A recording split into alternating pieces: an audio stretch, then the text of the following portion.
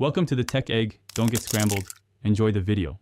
In this video, I will explain how to make biscuits spread.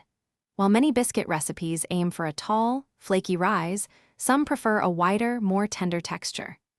Achieving this specific spread requires a deliberate shift in your approach to ingredients and dough handling.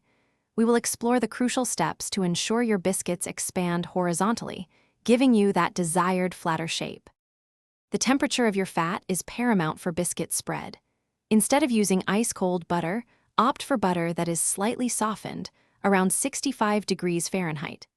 This warmer fat melts more quickly in the oven, preventing a tall rise and encouraging the dough to spread outwards. Ensure the fat is well incorporated into the flour, creating a more pliable dough that readily expands. Dough hydration plays a significant role in achieving spread. Add a little extra liquid, perhaps 1 or 2 tablespoons more than a standard recipe, to create a softer, wetter dough. This increased moisture content allows the dough to relax and expand more readily in the heat of the oven. While you still want to avoid overworking, ensure all ingredients are just combined to maintain a tender crumb. Finally, your baking environment and leavening can influence spread. Bake your biscuits at a slightly lower temperature, around 375 degrees Fahrenheit, instead of a very hot oven. This gives the dough more time to spread horizontally before the outer crust fully sets.